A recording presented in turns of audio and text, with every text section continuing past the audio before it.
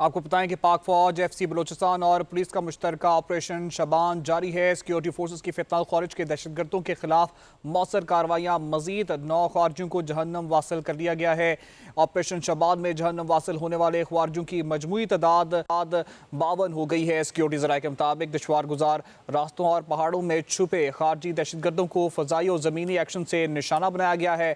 Operation Shaban और दीगर operation में 88 खारजी दहशतगर्द मारे जा चुके हैं। ये मुश्तरका ऑपरेशन जारी है जिसमें खारजियों को जहन्नम वासिल कर दिया गया है। पाक फौज, एफसी बलोचिस्तान और पुलिस का मुश्तरका ऑपरेशन शबान जारी है। सिक्योरिटी फोर्स की फितनाल खारिज के दहशतगर्दों के खिलाफ मौसर कार्रवाइयाँ जारी हैं।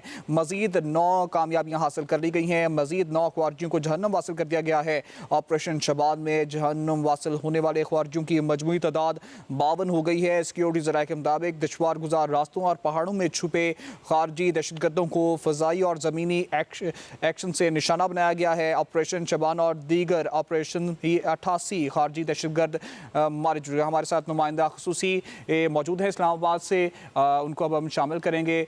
जी हमें बताइएगा फरहान के पाक फौज ने मजीद कामयाबियाँ हासिल की हैं और 9 खारजियों को जहन्नम वासिल कर दिया गया है। जी देखें, पाक फौज, एफसी बलोचिस्तान और पुलिस ने मुश्तरका ऑपरेशन शबान जो है वो जारी है। सिक्योरिटी फोर्सेस की फितनाल खारिज की दहशतगर्दों के खिलाफ मौसर कार्रवाइयाँ भी जारी हैं। सिक्योरिटी ज़राए के मुताबिक ताज़ा कार्रवाइयों के दौरान 9 खारजियों को जहन्नुम हासिल किया गया है, जबकि दुश्वार गुजार रास्तों और पहाड़ों में छुपे हुए खारजी दहशतगर्दों को हवाई और ज़मीनी एक्शन के जरिए निशाना बनाया गया है। सिक्योरिटी ज़राए के मुताबिक ऑपरेशन शबान में जहन्नुम वासिल होने वालों की मजमूई तादाद 52 हो गई है, जबकि 5 जुलाई से अब तक ऑपरेशन शबान और दीगर इंटेलिजेंस बेस्ड ऑपरेशन में मजमूई तौर पर 88 खारजी दहशतगर्द जहन्नुम वासिल हो चुके हैं।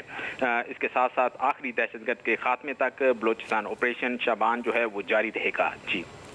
जी हमें बताइएगा कि इन्होंने खारजियों की जानिब से जो है पुलिस स्टेशन के ऊपर भी हमला किया गया है और उन्हें नाकाम भी बनाया गया है। देखिए, इससे कबल जो खारजियों की जानिब से एक कार्रवाई की गई थी, जिसके बाद पाक फौज ने मौसर जो है वो जवाबी कार्रवाई की है, जिसके बाद जो टोटल खारजी हैं उनको तकरीबन 52 के करीब खारजी जो हैं वो जहन्नुम वासिल हो चुके हैं, जबकि 5 जुलाई से अब तक ऑपरेशन शबान जो है वो दीगर इंटेलिजेंस बेस्ड ऑपरेशन में मजमूई तौर पर 88 खारजी जो है वो जहन्नुम वासिल हो चुके हैं। जी जितने भी ये खारजी अभी तक जो है जिनको जहन्नुम हासिल कर दिया गया है, इनको किस चीज़ की सरपरस्ती हासिल है और उन तक क्या अभी तक पहुंचा जा चुका है?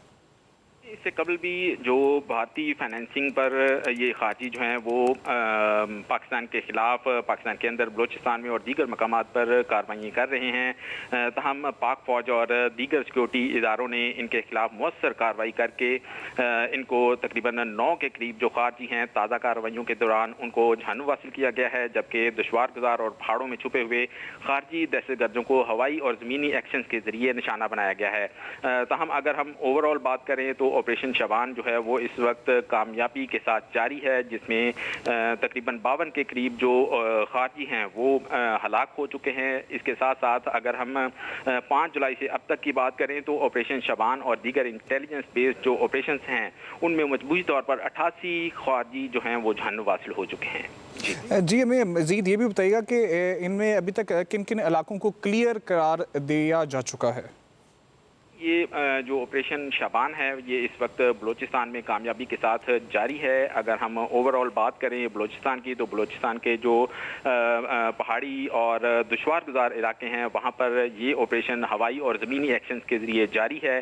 ताहम इसमें जो ओवरऑल ख्वारजी हैं उनको तकरीबन 52 के करीब जो मजमूई तौर पर ख्वारजी हलाक हो चुके हैं। जी अच्छा, बलूचिस्तान के अलावा अगर हम बात करें तो खैबर पख्तूनख्वा या इस अजला में भी सूबों के अंदर भी कोई सारा ऑपरेशन जारी है कि सिर्फ बलूचिस्तान के मखसूस एरिया के अंदर ही इस वक्त ऑपरेशन जारी है? जी देखें, जो भारतीय फाइनेंसिंग पर जो दहशतगर्द हैं या ख्वारजी हैं वो जहाँ भी उनकी वो मुल्क अगेंस्ट या पाकिस्तान के अगेंस्ट कार्रवाइयाँ जारी हैं, पाक फौज और एफसी और दीगर जो सिक्योरिटी इदारे हैं उनके खिलाफ कामयाबी के साथ ऑपरेशन शबान जो है वो जारी रखे हुए हैं और जो ख्वारजी हैं उनको जहन्नुम वासिल किया जा रहा है। इन ऑपरेशन के दौरान मुतअद्दिद जो ख्वारजी हैं मुख्तलिफ मकामात पर उनको कामयाबी के साथ उनके ठिकानों को तबाह किया गया है। है, जबकि जो ख्वारजी हैं फितना और जी फरहान हमारे साथ रहिएगा। हमारे साथ इस वक्त कर्नल रिटायर्ड आबिद लतीफ़ साहब मौजूद हैं। जी सर, इस वक्त पाक फ़ौज, एफसी और पुलिस का मुश्तरका ऑपरेशन जारी है और मज़ीद 9 ख्वारजियों को जहन्नम वासिल कर दिया गया है और ये अभी मज़ीद ऑपरेशन जारी है। इस पर आप अपना क्या मौक़िफ़ देना चाहेंगे? बहुत शुक्रिया जी इनवाइट करने के लिए। देखिए जी, जैसे अभी आप बात कर रहे थे, ये जो जिस तरह से इंडिया फाइनेंसिंग कर रहा है डिजिटल करेंसी के थ्रू, क्रिप्टो करेंसी के थ्रू, तो मैं समझता हूँ FATF का जो एक बहुत ही आइडियल केस है वो तो इंडिया है।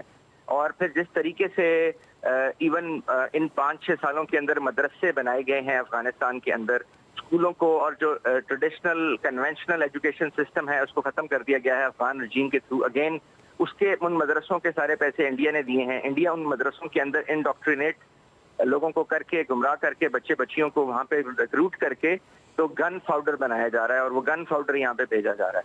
तो ये एक पूरा मैकेनिज्म है जो वहाँ पे काम कर रहा है। और अब क्योंकि आपने देखा कि कैसे एपिक्स कमेटी का बलूचिस्तान में इजलास हुआ और प्राइम मिनिस्टर साहब ने, CDF जनरल आसिम ने ये रिजॉल्व क्लियर लफ्जों में बता दिया कि किसी भी तरीके से कोई टेररिस्ट एक्टिविटी पाकिस्तान में बर्दाश्त नहीं की जाएगी और पर्टिकुलरली बलूचिस्तान में।